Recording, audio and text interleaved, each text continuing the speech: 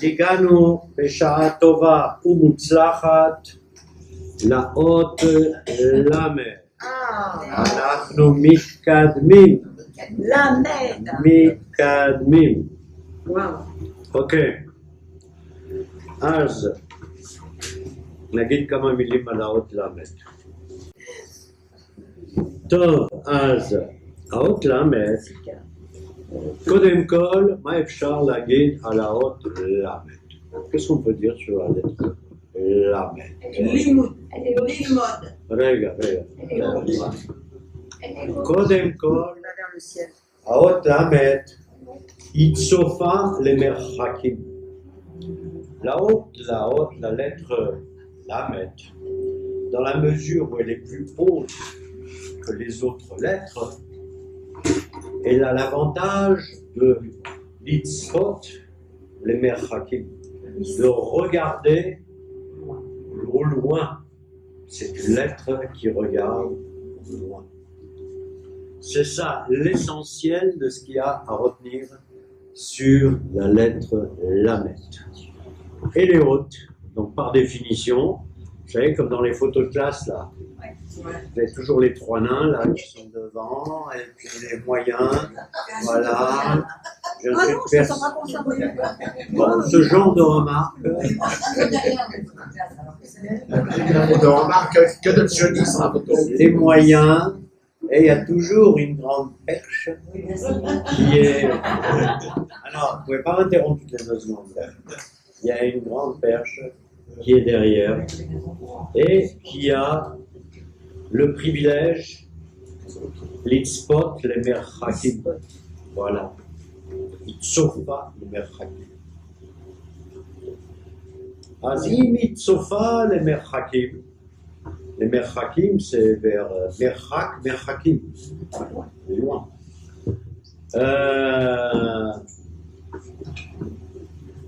Qu'est-ce qu'elle cherche dans les merchakim? Qu'est-ce qu'elle cherche au loin? D'accord? Puisqu'elle est qualifiée par cette trouna, par cette qualité de regarder au loin.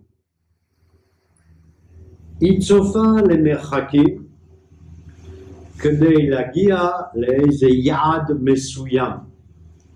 Elle regarde au loin pour arriver vers une destination précise. Quand on regarde au loin, on est un peu comme ça, alors on n'ouvre pas la bouche comme tu fais. On regarde au loin pour voir là où on veut arriver. Non, pour se fixer un objectif. Elle se fixe un objectif, la lettre Lamed. D'accord?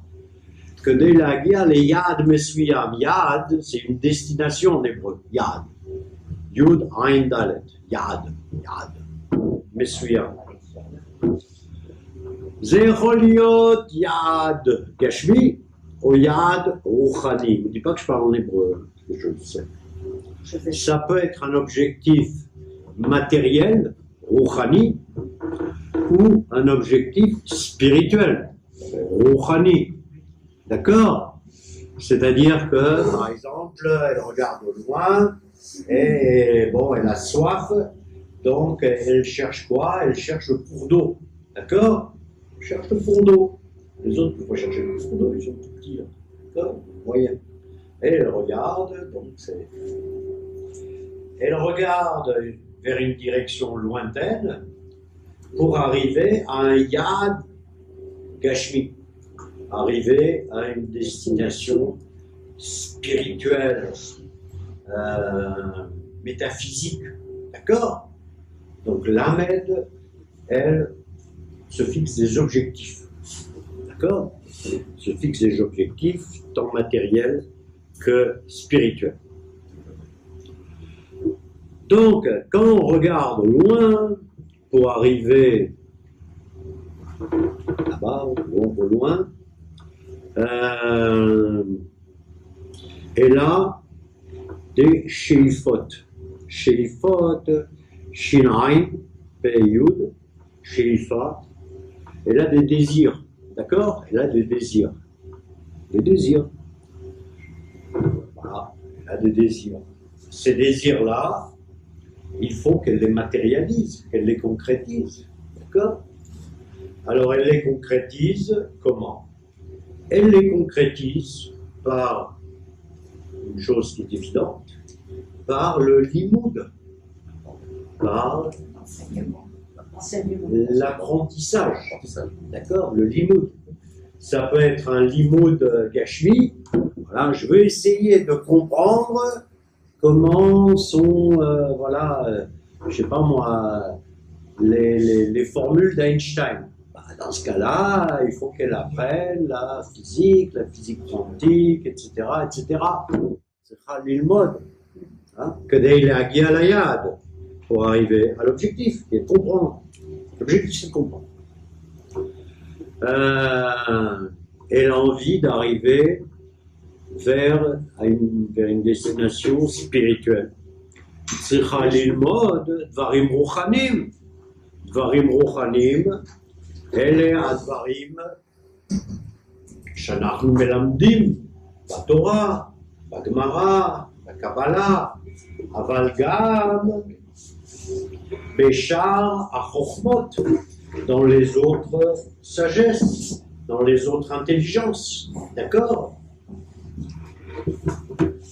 Donc, objectif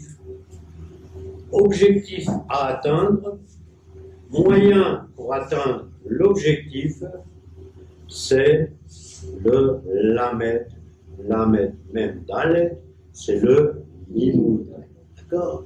C'est le limoud. Voilà. La conjonction. Voilà. D'où la lettre lamed.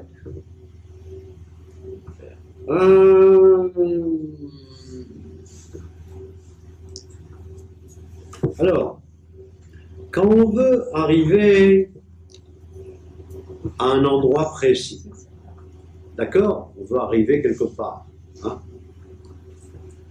Eh bien, en hébreu, on dit la Gia El Makom Mesuyam, arriver à un endroit précis. Oui, Mesuyam, précis. Elle, l'arrivée, elle, la Gia, elle. Mais comme c'est un peu lourd en hébreu de dire elle, oui, elle, plutôt que Ani Behensa. Je suis au milieu d'une explication. Donc, on m'interrompt à la fin, mais pas au milieu. Elle, Ani Rotse, la Gia, elle a Mayan. On dit elle a Mayan. Vous connaissez cette chanson? Elle a Mayan. Vers la source. Ok? Elle a Mayan. Une chanson comme ça. Elle a Mayan. Ok? Elle a Mayan. Et en hébreu, au lieu de dire elle a Mayan, on dit la Mayan. D'accord? La Mayan. L'aya. Les Chokhma. Les Bina. Les Osher. Je veux arriver vers la fortune, vers le bonheur. Osher avec Ain ou Aleph. Les Osher. Donc, il y a non seulement la sheifa, le désir d'arriver à un certain endroit, mais c'est aussi la marche vers cet endroit. Là, ça veut dire que je vais marcher la yam, la mayan, les chokhma, les bina, les dad, etc. D'accord?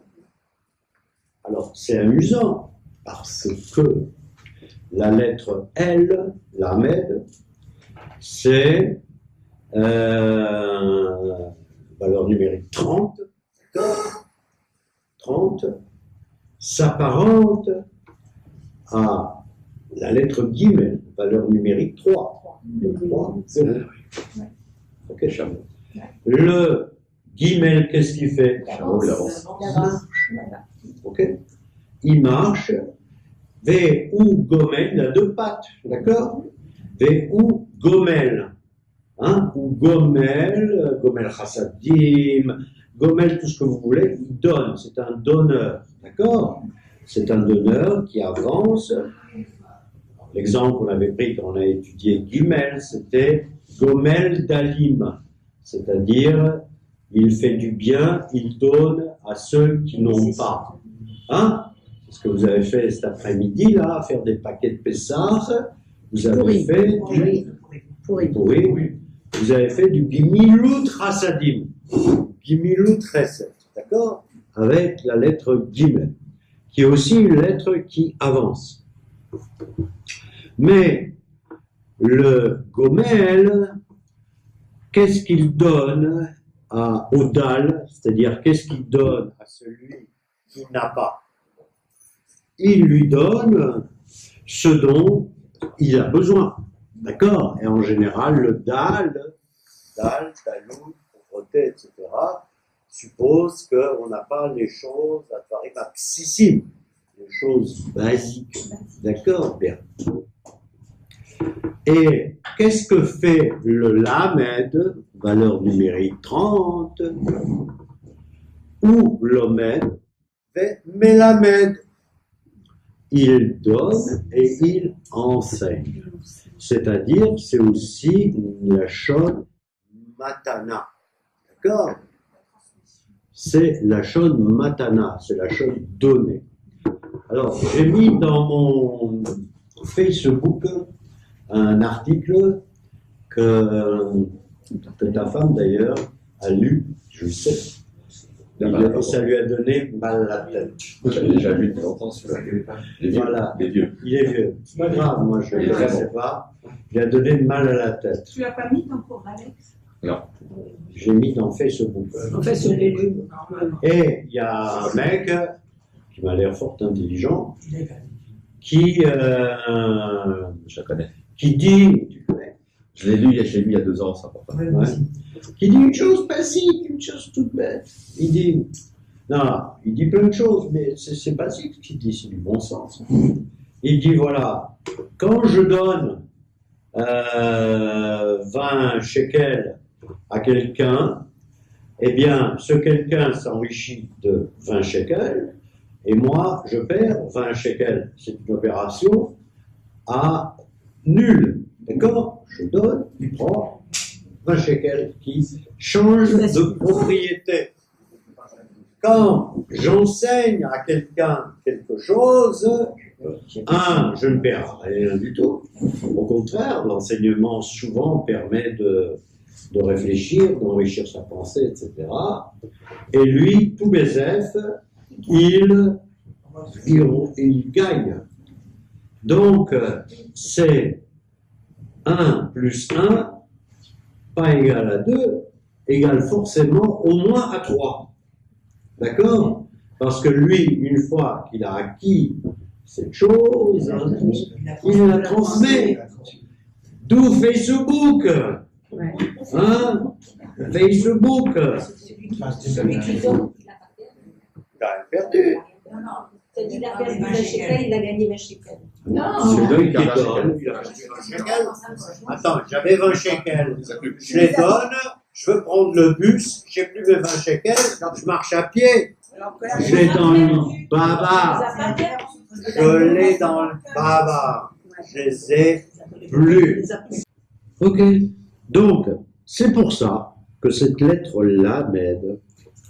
Elle est en tête de tous les verbes. Ouais. Ça a l'air tout bête tout ça. Hein? C'est vrai. Hein? À l'infinitif. Lilbo, lasso, lisbo, le. C'est un verbe d'action. D'accord? C'est un verbe d'action. D'accord? Peut-être de tous les verbes on les voit. D'accord? Vous voyez, la chorma de la langue hébraïque. Si je dis elle, la, con là, voilà, hein, 90 degrés. Rien dire. Rien dire. Il n'y a pas de chorma là-dedans. Chez nous, il y a une chorma. Dans les lettres, il y a une chorma. Donc, il y a une autre fonction à la lettre Lamed qui est surtout est utilisée dans Tanakh. Il n'est pas tellement utilisé dans l'hébreu courant, bien qu'il soit utilisé, mais pas vraiment. C'est ce qu'on appelle Ot HaChilouf. Chilouf, remplacement. D'accord? Ot HaChilouf. Exemple. Je vais vous donner tout de suite l'exemple. Amaim, c'est dans Bereshit. Non, c'est dans début de Shemot. Amaim asher tikach mina yeor ve'ayu ledam bayabeshet. L'eau que tu as pris du fleuve, c'est ce qu'on dit à Moshe, hein. L'eau que tu as pris du fleuve, ve'ayu ledam, et ils seront Du sang. pour du sang, et ils se transformeront en sang, bayabeshet, sur la terre ferme. D'accord? Ayu ledam, bayabeshet. Yabeshet, c'est yavesh, c'est sec. Yabeshet, on dit aussi ça, sur la terre ferme. D'accord? Vayu ledam, bayabeshet. Donc, c'est aussi ce qu'on appelle le Ot HaChilouf. Ça, il n'y a pas beaucoup de gens qui savent ça. Maintenant, est-ce que ça s'utilise? Ça s'utilise en hébreu moderne, mais c'est nadir. Vas-y, nadir. Exceptionnel. Merci, Madame Lévy. Pour pas se fatiguer. Nadir. C'est un mot important. Nadir. Nadir. On peut dire d'un homme aussi. On peut faire Quoi? Nadir. Non.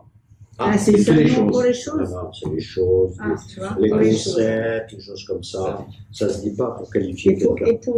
les humains, Un humain, quoi? Yotseminaka. Donc c'est Ot Minaka. Ama'avar. C'est la lettre du passage. D'accord? La lettre du passage.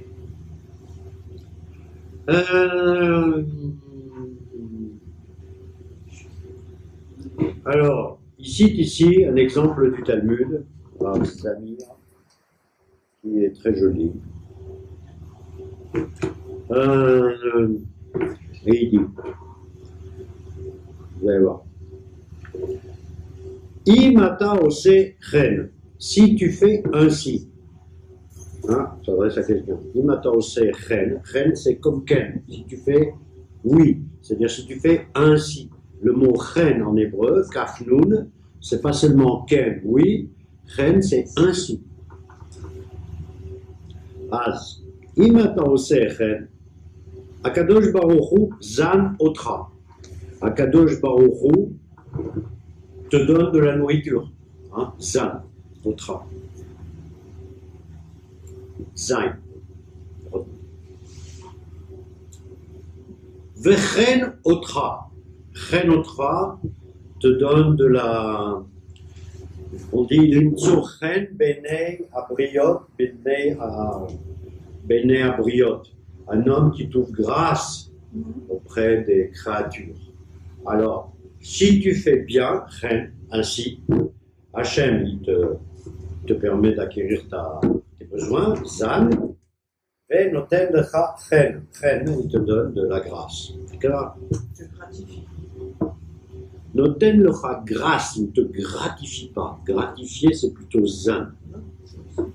Ou métive lecha, métive de tov, te donne du tov, lettre tête. Vous voyez déjà, zain, tête, tête. Venoten lecha yerusha, et il te donne un héritage. Yerusha, un héritage. Qu'est-ce que ça veut dire Yerusha? Quand on dit en hébreu, quand on utilise le mot Yerusha, sous le concept anarchique, c'est Yerusha les Dorot. Descendance alors. Non, Yerusha, c'est en général, ça s'applique à la terre. D'accord? Eretz Israël, Yerusha, les Kal Israël, la terre d'Israël, est une. est un héritage hein, au peuple d'Israël. D'accord? Ça veut dire qu'il te la donne à toi, mais il te la donne à tous ceux qui viendront après toi. Et ça veut dire que personne ne pourra te le prendre. L'héritage C'est de la ça. terre. Yerusha, Yerusha, Yerusha, héritage de la terre qui deviendra tienne pour toutes les générations et que personne ne pourra te prendre. Pas descendre. Ok? Autre. Yud. Et tête. Alors, Yerusha ou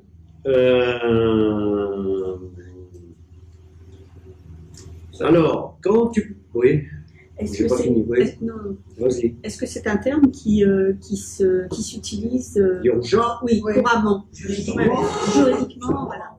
évidemment, en droit civil. אתה קיבל ירושה? לא? Là, Yerusha. אוקיי, טוב מאוד, תודה. Ah oui, oui, oui. אוקיי, טוב מאוד. Alors, après la lettre Yud, la Yud, tu reçois le Keter. On dit Hachem noten lecha Keter, la couronne. La couronne. Keter, ça veut dire quoi dans ce cas précis? Keter Malchut. Keter Malchut, je vais relire, hein, comme ça, découpé. Inator Sechen. הקדוש ברוך הוא זן אותך, זין, חן אותך, חטא, מטיב לך, ט', נותן לך ירושה, יוד, קושר לך כתר, et il t'accroche une couronne, d'accord? Une couronne, kaf, les olam abba, pour le monde futur, lamed, d'accord? Donc le lamed, c'est tu vas encore devoir changer là. Il te donne le droit d'avoir le Olam Abba. Tu reçois le Keter dans ce monde-ci, d'accord? Mais tu reçois les Olam Abba. Tu reçois le Olam Abba. On dit par exemple, Kol Israël yesh lahem chelek le Olam Abba. Tout Israël a droit au monde futur. D'accord? À l'exception de quelques exceptions, mais sans intérêt. D'accord? C'est-à-dire les Olam Abba. D'accord? Donc en fait, la lettre Lamed, c'est que à Ben Adam Hashalem, Shekibel, Mazon, qui a reçu du Mazon, qui a reçu du Chen, la grâce après des individus, avec lequel le Hachem il a été métive, il lui a fait du bien, d'accord? Peut-être. Hachem lui a tracé un Keter, lui a donné une couronne, hein, il l'a placé au-dessus des autres, celui qui a une couronne, il le place au-dessus des autres, et tout ça pour lui l'amener à ce qu'il ait droit au Olam Abba. Yerusha, le Olam Abba. D'accord? Alors, Yeshlo le'adam hashalek chelek be'oto makom nisgav. Cet homme-là, il a une part dans cet endroit élevé. Nisgav, c'est élevé. Élevé, Olam. D'accord? Ah oui, alors là, il rapporte un autre passage qui est très joli. Et il dit, voilà, je peux vous donner les sources si vous voulez, mais bon. Tzadikim yoshvim ve atrotehem be roshehem ve neenim miziv ashrina. Ça veut dire quoi? Les tzadikim sont assis. Atrotehem be roshem, mazé ateret. Ateret, c'est un autre mot pour keter. Ateret, c'est un autre mot pour keter. Donc les tzadikim, ils sont là. Hein. Ils ont le keder, ils ont la couronne. Venenim misiv ashrina. Et ils kiffent la lumière de la shrina. Ils kiffent la lumière qui est réservée aux tzadikim. Et là, je reviens sur ce que disait Hubert. C'est que cette lumière-là, le or, cet or du premier jour, hein, c'est, on dit ça, on a une expression en hébreu, on dit, c'est or ganouz la tzadikim. C'est une lumière qui a été ganouz, qui a été volée quelque part et réservée uniquement aux tzadikim.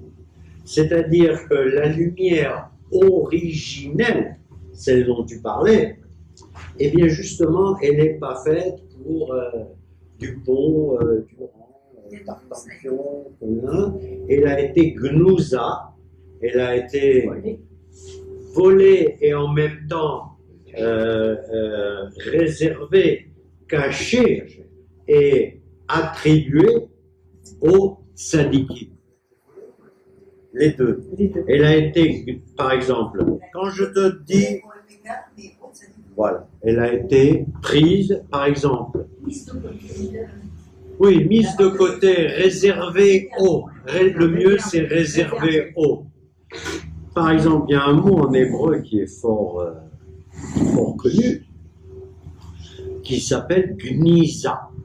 Tamakir et tamila gniza. Maosim ba gniza. Les documents sacrés, les documents qui ont le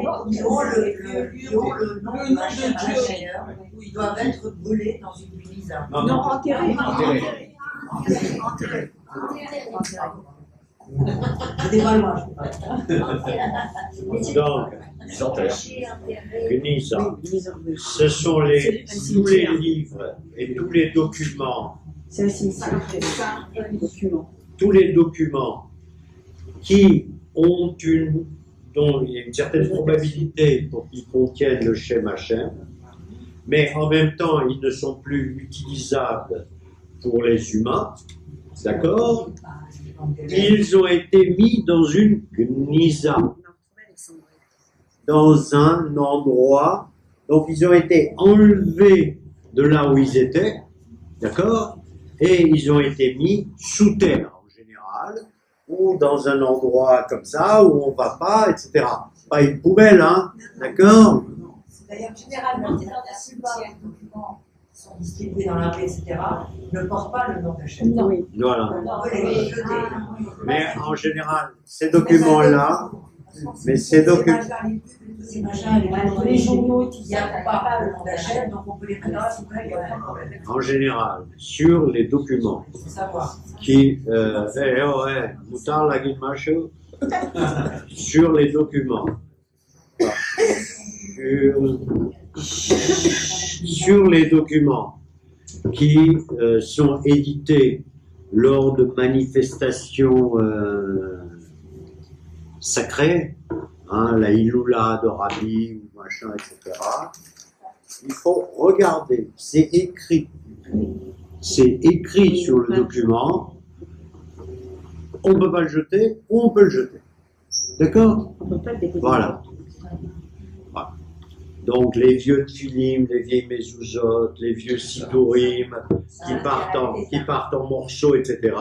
Qu'est-ce qu'on fait avec? On les amène à la synagogue. Et le rabbin, il les prend, il les amène chez un autre rabbin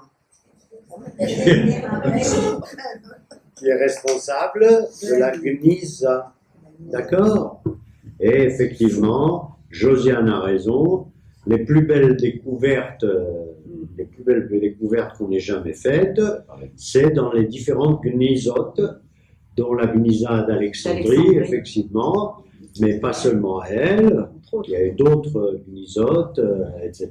Gniza. Donc c'est ganouz, du verbe ganouz. Gimel, Nun, Vav, Sa.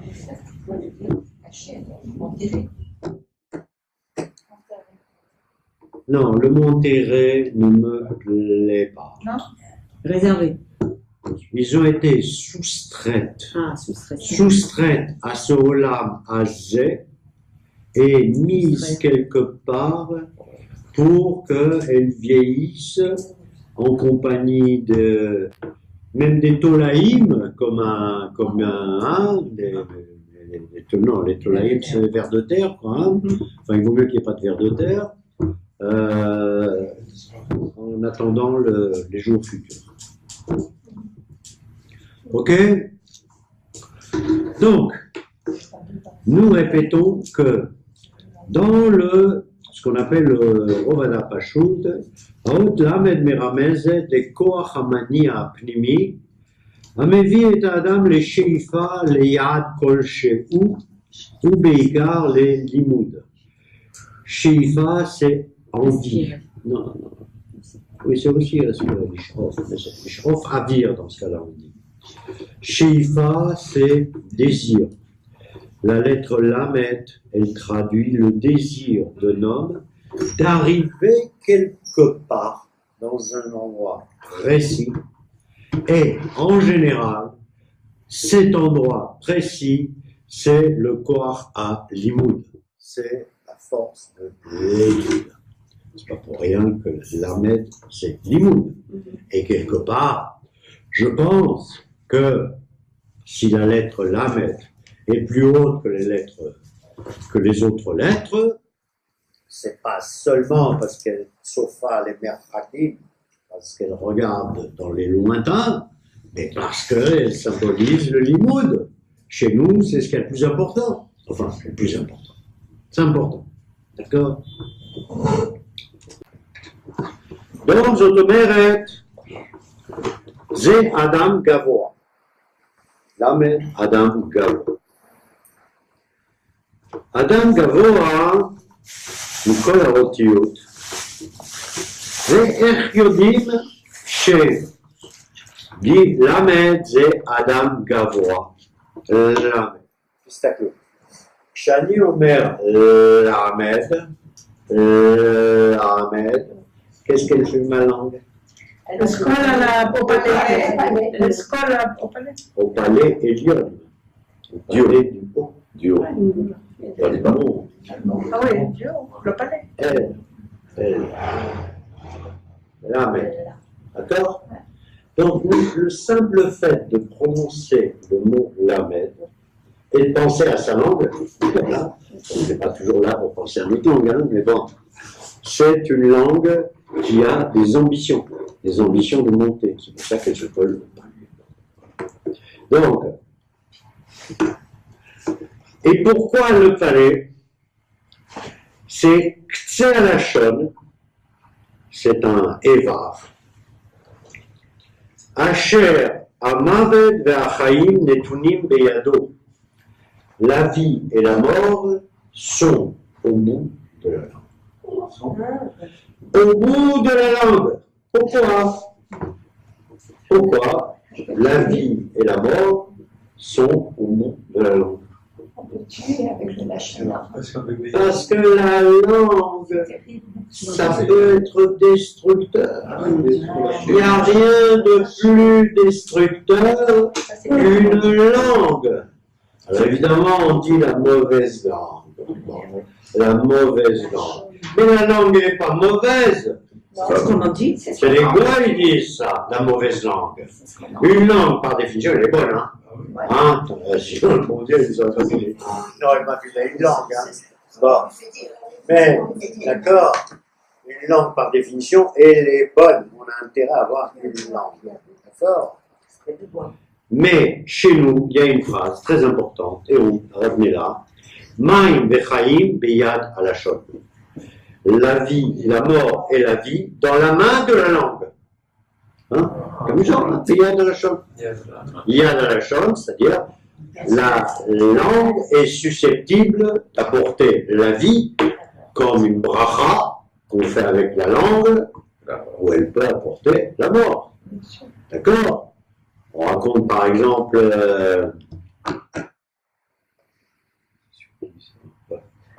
c'était sur Baba Saleh. Baba Saleh. Rabbi Israël Habiatira. Ouais. Quand il était petit, ben, il était pas grand. Comment il s'appelait? Israël Abu Khatsira. C'est ça. D'accord, ok. Donc, quand il était petit, il jouait avec les petits-enfants. Il jouait avec les petits-enfants dans son mélar là-bas dans le fin fond du Maroc. Et quand il était petit, bah, comme tous les petits-enfants, il s'écharpait, il se donnait des coups, et il s'insultait aussi. Et un jour, son père a entendu ça. Alors il lui a dit, Israël, mon fils. Il n'a pas rien, Israël, mon fils. Sache que tu viens d'une haute lignée de tzadikim, d'accord? Et que la langue t'a été donnée uniquement pour faire des brachot à tous ceux que tu approcheras. Et désormais, tu es un grand garçon, je sais pas, tu as peut-être 4 ans déjà, hein, bon, sache que ta langue, tu dois l'utiliser à bon escient, parce que ta langue a une puissance, puisque tu viens de cette lignée. Puis il a dû voir quand même que le monde, il était bon. Il était de qualité, donc voilà. Et depuis ce jour-là, il est marqué que Rabbi Israël, eh bien, tout ce qu'il disait toujours, c'était des bénédictions, des brachot. Donc, parole en hébreu. Pardon? Est-ce que le mot parole en hébreu? Parole, dans quel sens? La parole. D'abord? C'est la différence entre langue et parole. Safa, Non, ça a aucun rapport. D'abord. C'est oui, d'abord. Sauf qu'un davar, c'est bon. Donc, alors,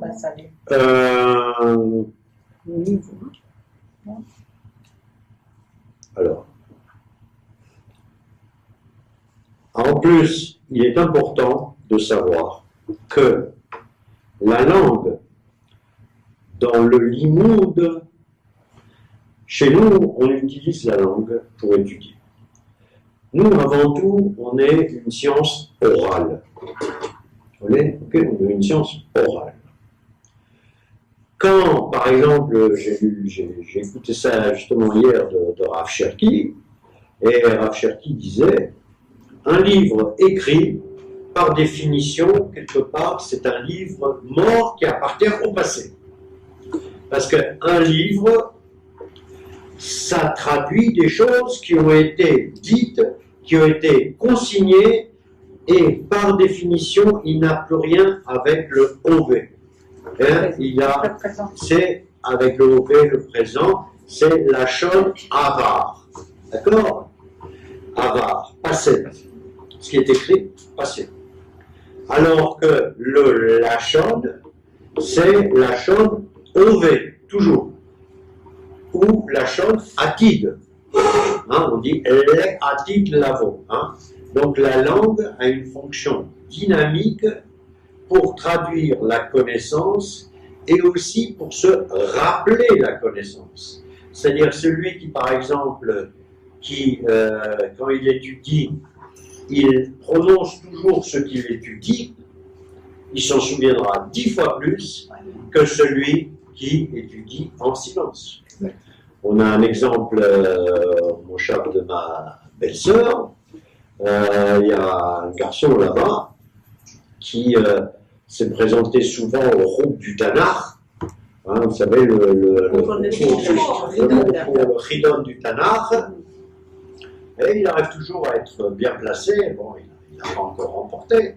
S'il le remportera un jour. Mais il est toujours très très bien placé. Et il passe son temps à réciter le Tanakh mais toujours à haute voix. Enfin, à haute voix, gueule pas, hein, mais au moins qu'il soit entendu, qu'il s'entende lui-même. Et bon, il le fait à la yéménite, souvent il est yéménite, hein, bon. Donc, voilà. Tout le temps. C'est pareil, on cherche à voir les Allemands, les Maroc, Absolument. À haute voix. parce qu'on les enregistre. Absolument, absolument. Absolument, les pilotes. Alors, là, on va passer à un truc qui est rigolo. Alors, si on prend la lettre Lamed, on se rend compte que elle est composée de 2 lettres. On peut la décomposer en 2 lettres. Le Vav Le CAF. et le Kaf. Le CAF. D'accord?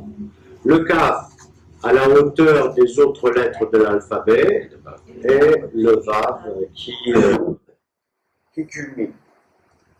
Alors, qu'est-ce que ça veut dire ça? Ça veut dire des choses fort intéressantes. D'abord, la lettre Kaf, alors on l'a étudié il n'y a pas longtemps, c'est Ot Netina Hatsura. C'est la lettre qui donne la forme. On avait dit que le Kaf, avec le Kaf, donc la main ou le verre, etc., c'est elle qui donne la forme, d'accord? Ou alors on pétrit la glaise et on lui donne une forme, d'accord? Ça, c'est la symbolique de la lettre Kaf, d'accord? Et la lettre Vav, c'est Ot Achibur Ve'adat. C'est Vav, c'est la lettre du Chibur, c'est-à-dire de, comment on dit, du ET, hein, la liaison, la conjonction de coordination. C'est la conjonction de coordination. C'est Vézé. D'accord? C'est Vézé. Ve'adat et la connaissance. D'accord? Sheken. Ça veut dire quoi ça? Ça veut dire que les pensées humaines, quand on les a comme ça, pensées, ma tête, elle a des pensées. D'accord? Pensées dans ma tête. Mais des pensées dans ma tête, c'est du balagan. C'est tohu-vavohu. C'est le chaos. D'accord? Au même instant, je peux penser à ça, etc. Lui, il appelle ça tohu-vavohu. Hein? C'est une pensée embrouillée. D'accord? Ou une pensée, comment on pourrait dire ça? Dispersée, éclatée. Hein? C'est une pensée éclatée. Je peux penser que je dois aller là-bas, et en même temps que je dois des sous, et en même temps que ceci, et en même temps que ceci. Donc j'ai besoin, qu'est-ce que j'ai besoin? J'ai besoin d'ordre. Non, là j'ai parlez non, là j'ai besoin d'ordre, d'organisation. Et c'est pour ça que j'ai besoin du Vav. Du Vav qui est le Chibur, l'organisation et la coordination et mettre les choses ensemble d'une façon coordonnée, organisée.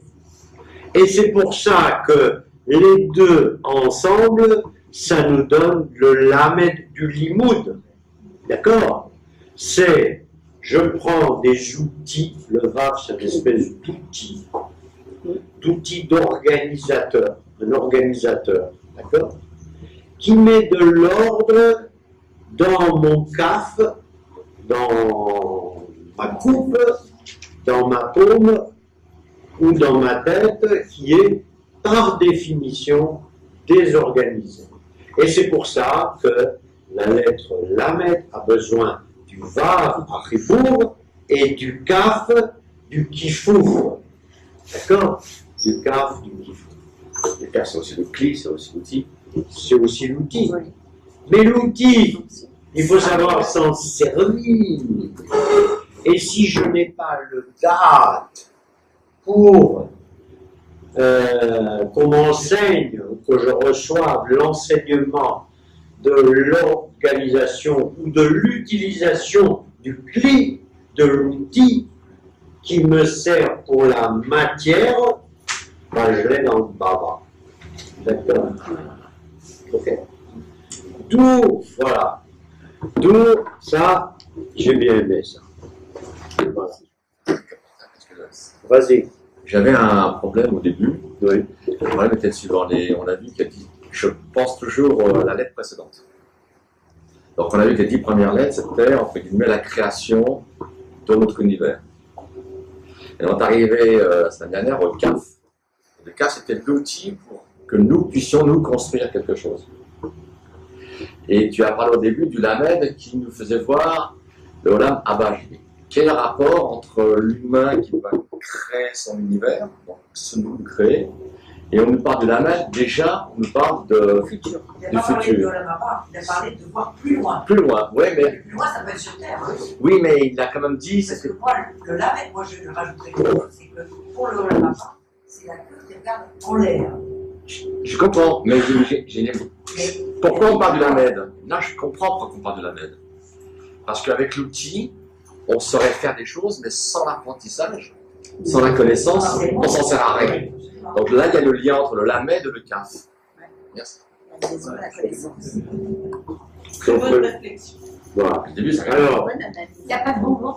Ah, tiens, non. alors, la lettre Lamed, Hatsofat et Merhakim, qui regarde loin.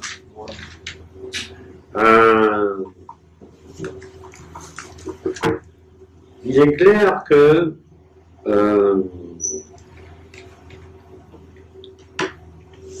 c'est aussi la lettre, ce que j'appellerais la prospective. C'est-à-dire, c'est la lettre qui te permet d'observer, d'étudier l'histoire et d'essayer d'identifier le futur. D'accord?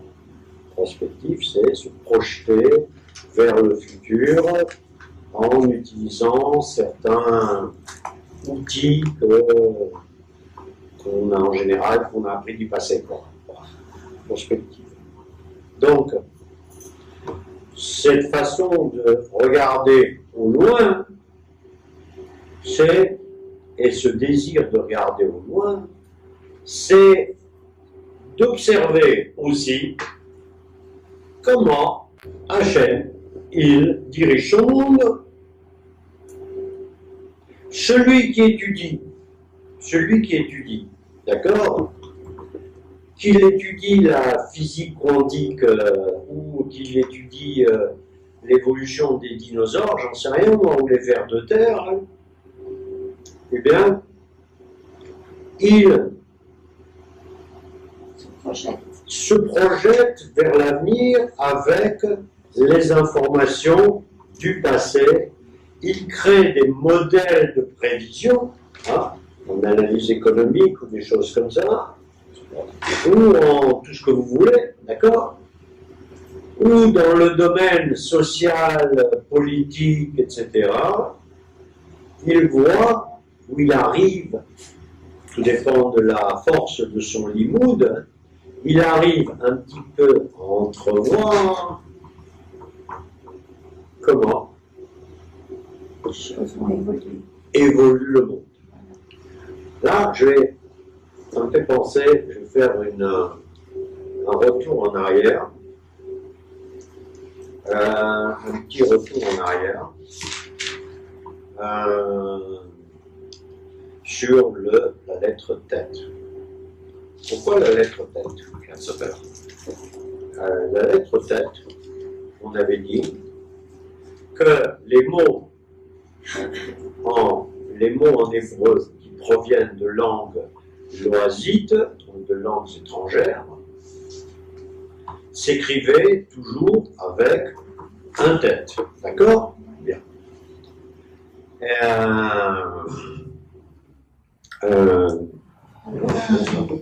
Avec un tête.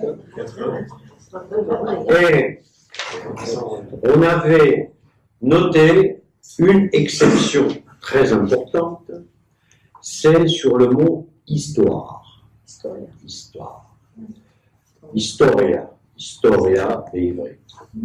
Et on a dit que le mot historia beivrit, quand on l'écrit comme ça dans le journal, etc., il s'écrit effectivement avec la lettre tête.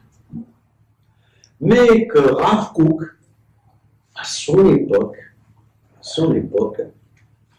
dans les années 1900, 1920, 1930, qui se servait souvent du mot historia, avait l'habitude d'écrire historia avec un taf. Pourquoi il l'écrivait avec un taf? Parce que pour lui, historia, il le décomposait en deux mots et il l'appelait Esteria. Ah oui. Esteria. Esther, c'est de Seter, Seter, c'est le secret, ce qui est caché, d'accord, ce qui n'est pas révélé. Hein? D'ailleurs, vous savez comment elle s'appelle, Esther? Elle a 3 noms, voilà. Vous savez Esther? Si. Non. Comment elle s'appelle Esther de son nom? Elle s'appelle Hadassah. Hadassah. Parce qu'elle était belle comme un Hadass. D'accord? Comment on dit Hadass en hébreu? En français?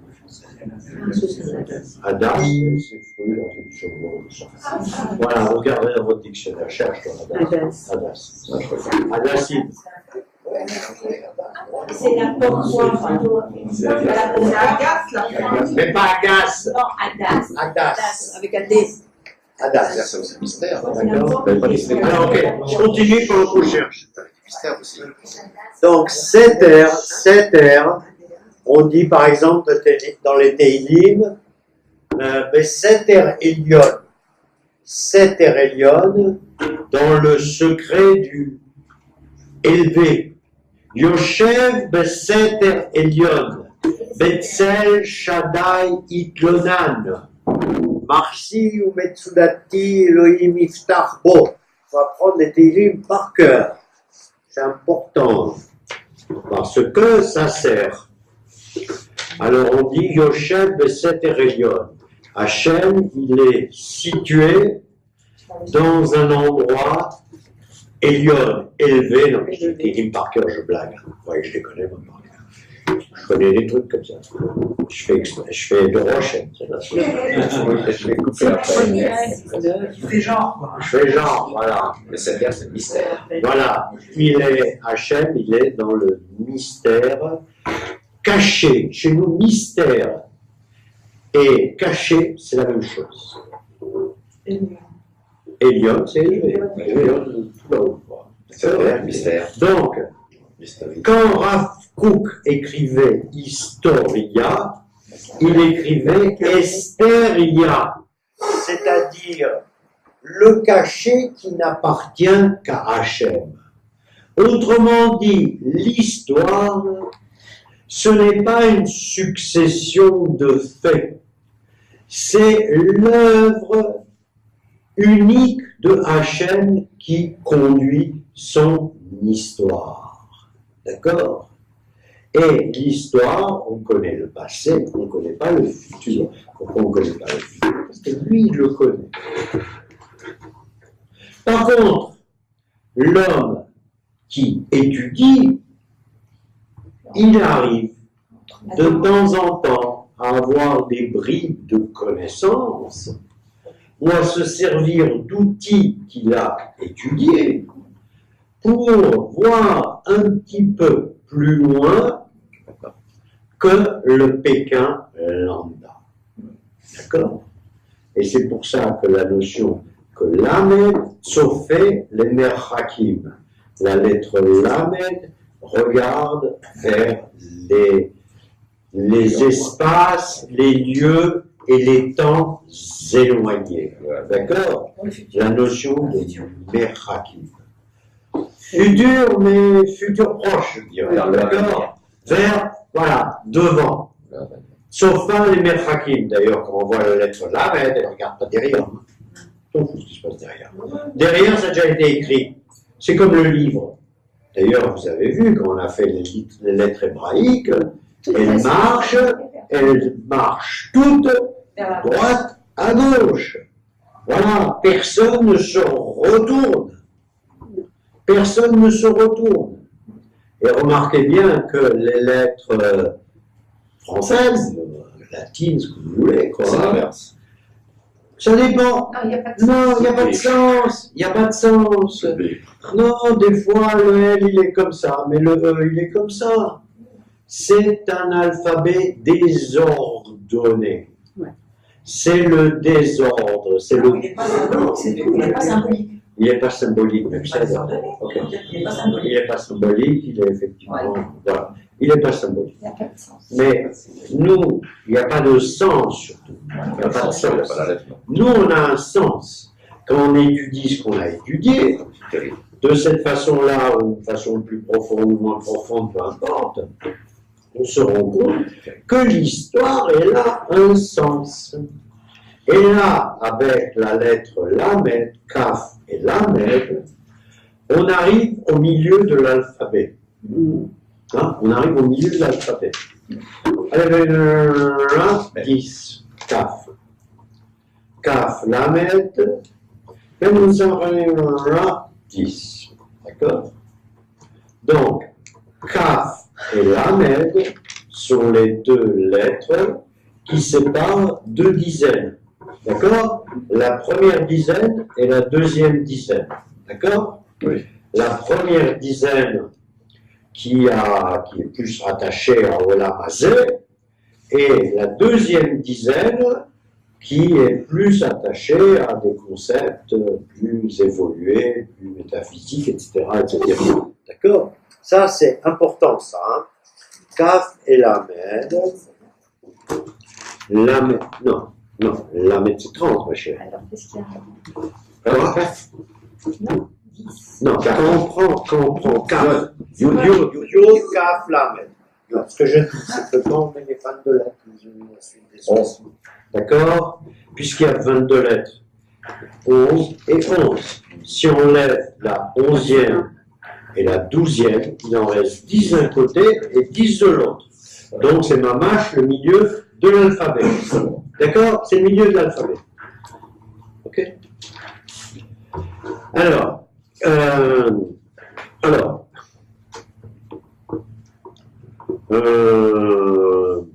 bon, ça fait.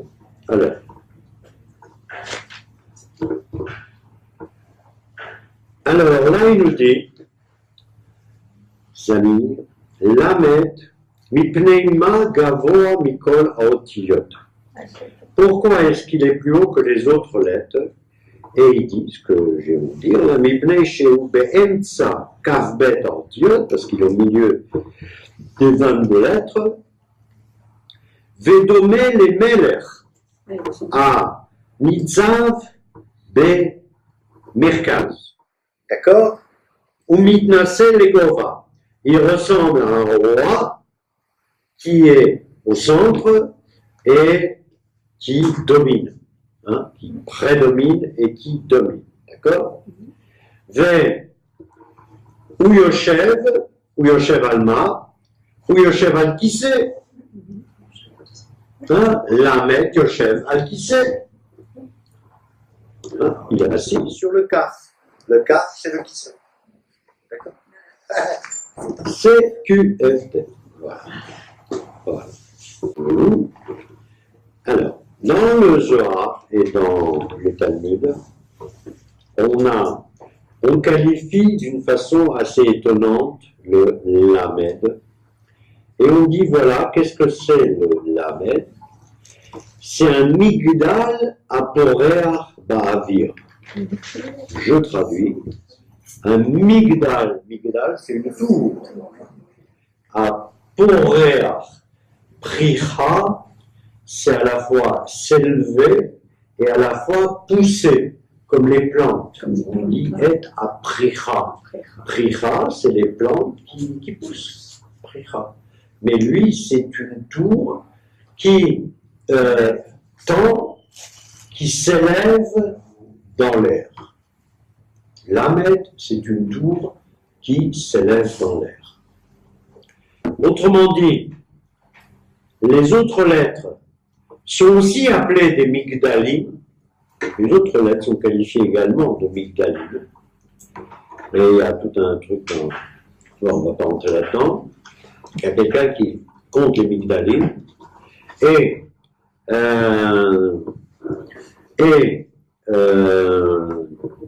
la lettre Lamed, qui est la lettre la plus élevée, c'est pas un migdal stam, c'est un migdal à porer ba'avir. C'est un migdal qui s'élève vers les cieux. D'ailleurs, il y a une chose qui est amusante, ça fait partie d'un truc que j'ai étudié jadis, il y a un passage dans le Talmud, dans le Talmud Chagiga, et on nous parle dans ce passage d'un migdal à porer ba'avir.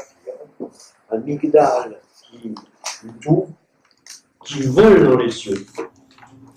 Et on en parle à quelle occasion? On en parle dans une occasion où on se pose une question de halacha. Supposez qu'un Kohen est assis dans un migdal à Porer Be'avir. Un Kohen dans une fusée, quoi. Une Kohen dans une fusée. Vous vous rendez compte, les Chachamim, ils ont imaginé le cas où un Kohen est dans une fusée. Cette fusée, elle part dans les airs et elle passe au-dessus d'un cimetière. C'était ça le truc. Dans un avion aussi, alors. Ouais. Oui, dans un avion aussi. Que ce soit un avion, une fusée, ce que tu veux. Par les airs, pas par les Les airs. Non, un Cohen n'a pas le droit de rentrer dans cette. Comment il n'a pas le droit de prendre un avion? S'il passe devant sur un Il cimetière. sort, il reprend après. Voilà. Qu'est-ce qu'il fait pour un saut un parachute? Il sort, une fois qu'il a passé. Un Cohen n'a pas le droit d'en Je pose la question.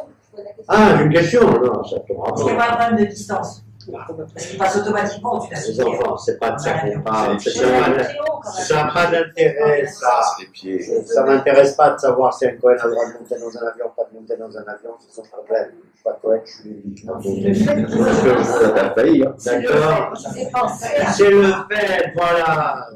C'est le fait qu'ils aient pensé, nos Chachamim, À l'hypothèse, au cas d'un figure, d'un migdal à Porer Be'avir.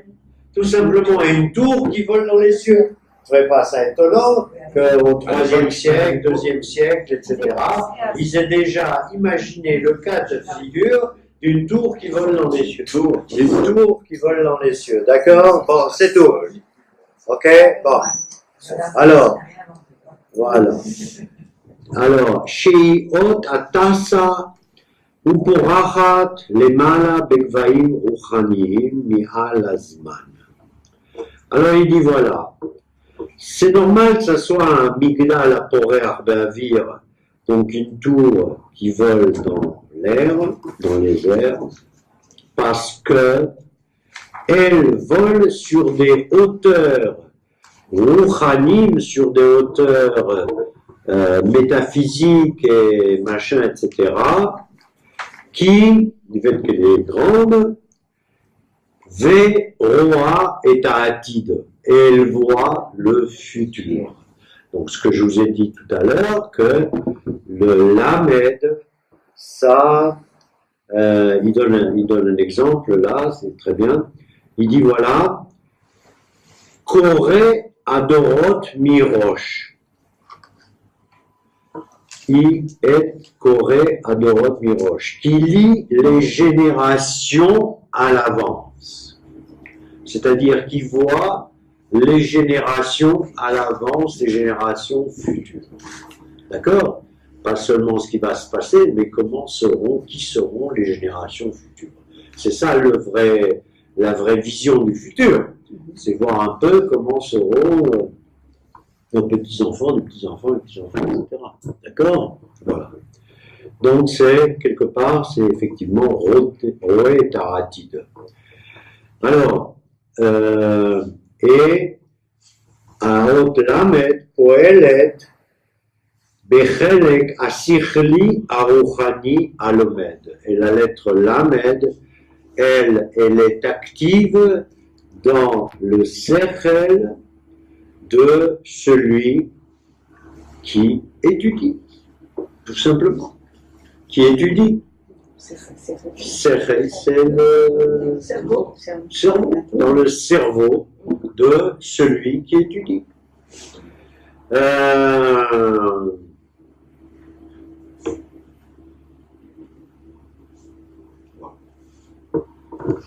Donc, cette lettre Lamed, c'est pour ça que Rav Kook, je pense que c'est un truc très très profond, l'histoire du Esteria et Historia, c'est et ça se rapporte aussi à Taf et à Lamed, c'est la notion du Seter.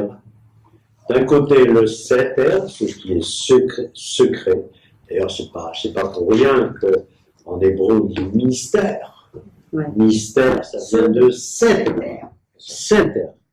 Et voilà, tu l'as dit, absolument. Mais moi aussi, je l'ai dit, oui, puisque c'est une des exceptions qui sont autorisées dans les mots en loasite. On avait dit qu'il y avait deux types d'exceptions qui permettaient d'écrire les lettres en hébreu avec la lettre Tav. C'est celles qui, dans le loasite, en anglais, se disent par exemple TH, c'est le theta grec, TH, therapy, d'accord, therapy, thérapia, c'est écrit avec un Tav, hein, puisque c'est lié à, ça vient de TH, d'accord, mais Historia, c'est pas écrit avec TH, c'est écrit Historia, d'accord, mais ça fait partie des mots, c'est la deuxième série d'exceptions, ça fait partie des mots qui peuvent avoir leur origine en hébreu. Et les Chachamim m'ont dit Historia, Esteria. L'histoire, c'est le mystère élevé. D'accord? Le mystère élevé. Donc, c'est pas pour rien que nous, on prévoit le futur et que on évite au pays. Vous avez vu l'histoire là de l'Australie, là, de l'avion? Ah ouais. Alors, qu'est-ce qu'il me raconte l'histoire? Je vais voir si vous avez bien retenu. Vas-y. C'est Israël qui a aidé l'Australie avec le Mossad. Il devait détruire l'avion, Daesh, il devait détruire l'avion et Israël a communiqué tous les renseignements qu'ils avaient. Voilà. Alors en fait, c'est pas le Mossad, c'est l'unité Shmonet 8200 qui appartient, non pas au Mossad, mais qui appartient à Amman. Amman, c'est la structure de renseignement de l'armée. Ne pas confondre avec le Mossad civil, d'accord? Donc, Amman a une unité de renseignement, de cybermachin, etc. Et c'est eux qui, d'ailleurs, c'est très très coté, auprès des petits soldats. Il faut avoir des excellents photobacs, il faut être très bon en main, etc. Et quand on sort de Chouan les Matins, on peut aller chez nous. voilà, et quand on va à Chouan les Matins, on reçoit des salaires, quand on sort de Chouan les Matins, etc. Donc, ça veut dire quoi ça? Ça veut dire que les seuls qui sont en mesure de décrypter et de prévoir ce qui va se passer, c'est nous. Donc ils ont fait ce qu'il fallait, ils ont attrapé les mecs, ils ont désarçonné les trucs. De toute façon, les Arabes, c'est des cons, ils n'ont pas réussi à mettre en route, à monter la bombe, etc. Mais ça aurait pu quand même exploser. Donc, les Australiens sont servis des renseignements. Ok? Ils nous doivent une fière chandelle. Et ils nous donnent une fière chandelle. Et la... Comment?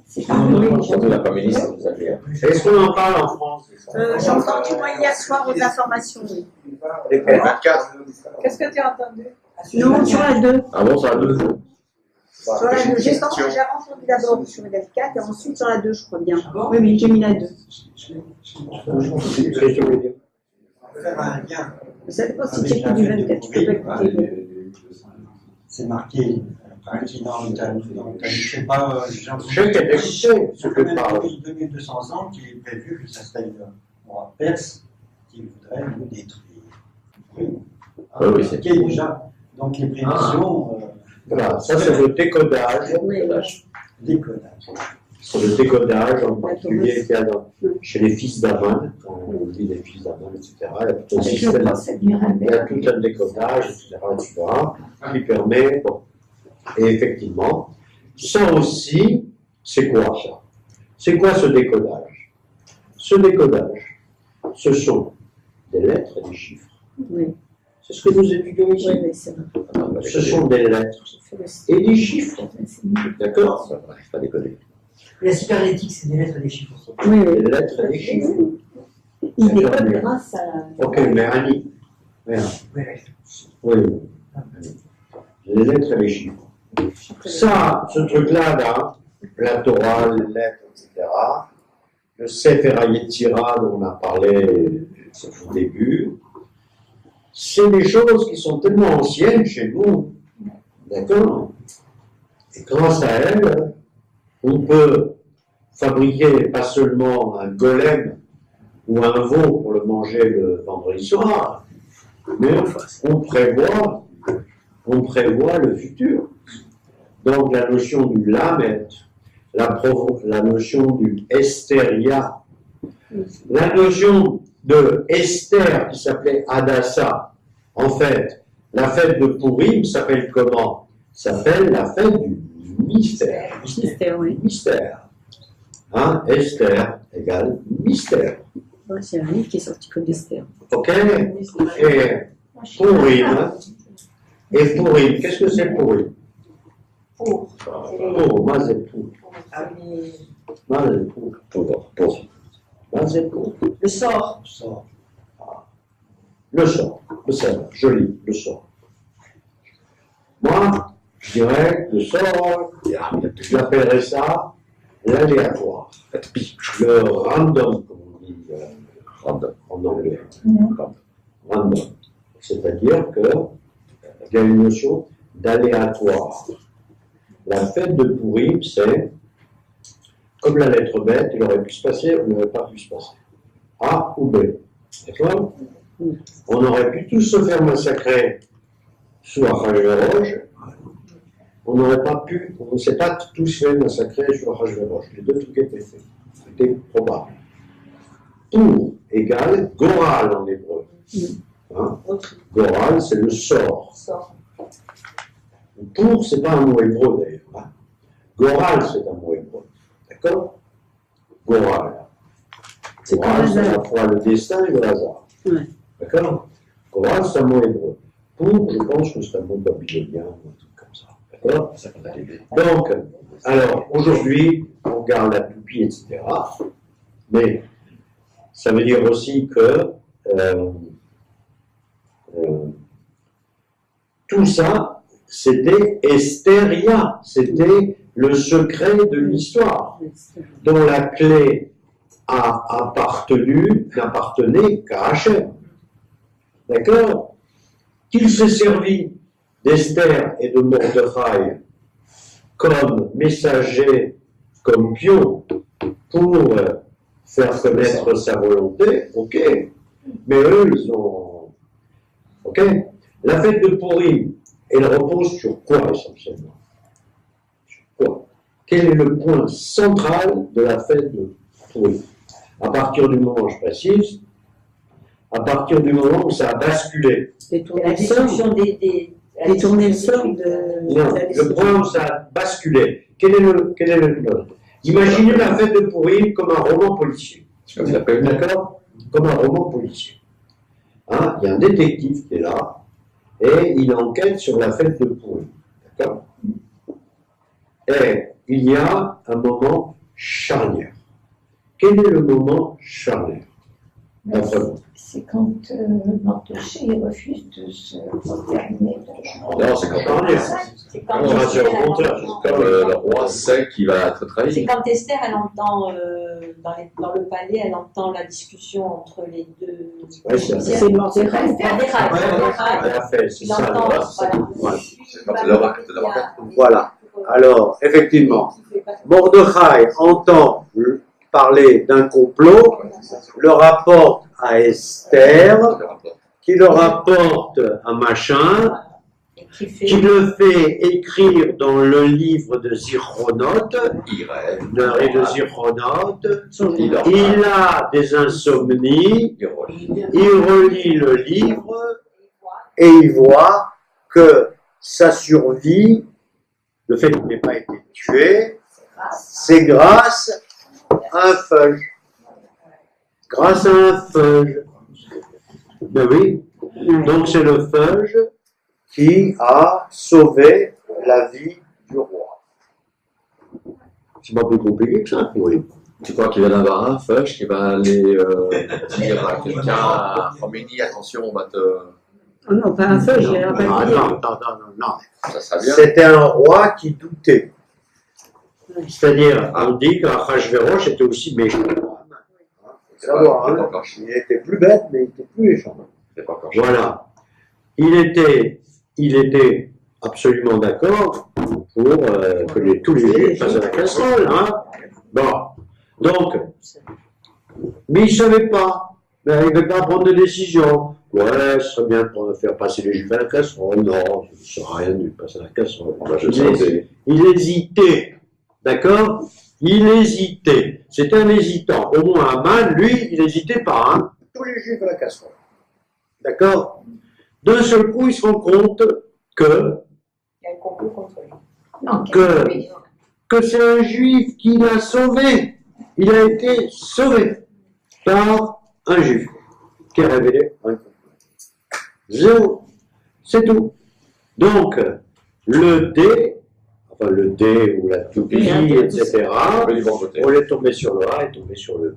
Bon, d'accord. Malheureusement, au temps d'Hitler, cette situation ne s'est pas produite et on connaît les suites de l'histoire. Donc, Esther, il y a. Hein, J'ai une question. Vas-y. Je suis troublé sur le mot histoire. Pardon. C'est pas cité dans la. Il n'y a pas le nom de Dieu. Mais Dieu était là tout le temps, tout le temps, tout le temps. Alors que pour la Shoah, il est passé Dieu. Ah, ma chérie, c'est une explication intéressante, mais un peu spécieuse. Ah oui, ça. Parce que tu dis qu'à Pourim, Dieu était là. Mais il est particulier dans la. Moi, je ne sais pas, moi, s'il était là. Alors, pourquoi tu dis qu'il était là? Tout incite à croire qu'il était là, parce que Non, on tout voit un incite- miracle. Dieu même à la chose. Non, attends, tout incite à croire qu'il était là. Pourquoi? Parce que la pièce est tombée sur le face et non sur le pile. Pourquoi? Uniquement, elle est tombée sur le face. Et pendant la Shoah, c'est tombé sur le pile. Il est là aussi. Mais grâce à Dieu, il est resté quand même des juifs. Grâce à Dieu. Oui. Que l'on veuille pas, peut-être grâce ou ce que vous voulez, il est quand même resté des juifs. Ils auraient pu être exterminés dans le monde entier. Il aurait pu être exterminé. Non. Là, dans Pourim, l'intérêt de Pourim, c'est de souligner le mystère de la décision. C'est l'histoire. L'histoire en marche, et à un certain moment, il y a un coup de pouce au destin. D'accord? Le destin, voilà. À Alors il y en a qui diront c'est aléatoire. Ah tiens, C'est complètement aléatoire. Ça aurait pu se passer comme ça aurait pu ne pas se passer. Si le roi n'avait pas eu d'insomnie, les révélations de Mordechai n'auraient servi à rire et on serait tous passés à la casserole. Il n'y aurait même pas eu de show, nécessité d'une show, puisqu'on ne serait plus là pour. On n'était pas là. Voilà, on aurait été décimés avant la Shoah. Hein. Vous êtes Shoah. Hein, tous les juifs étaient, enfin, presque tous les juifs étaient là-bas. D'accord? Et pendant la guerre du Golfe, ils ont bien aussi voulu nous exterminer il n'y a pas très très longtemps, en 91. Non, pour la guerre du Golfe, on est là, on est là. Oui, on est là, mais maintenant on est là, non. Enfin, tu vois, ils ont toujours voulu nous exterminer. sur mon histoire.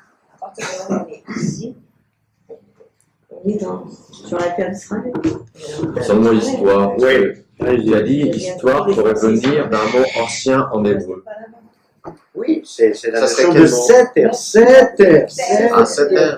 Yoshev et Seter. Alors pourquoi, alors, dans l'hébreu moderne, on utilise le mot histoire? Historien. Mais parce que ça dépend encore à qui on enseigne, mon vieux. Si tu l'enseignes aux talmidim des écoles, tu leur enseignes l'histoire, historia. D'accord? Quand tu rentres dans la notion de estéria, par exemple, quand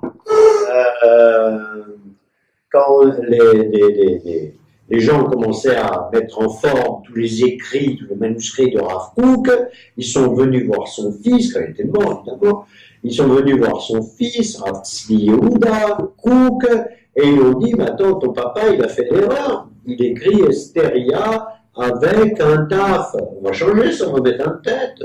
Je dis, vous êtes fous, vous n'allez pas mettre de tête, vous allez garder le taf, et je vais vous expliquer pourquoi. Il dit, non, il leur a expliqué.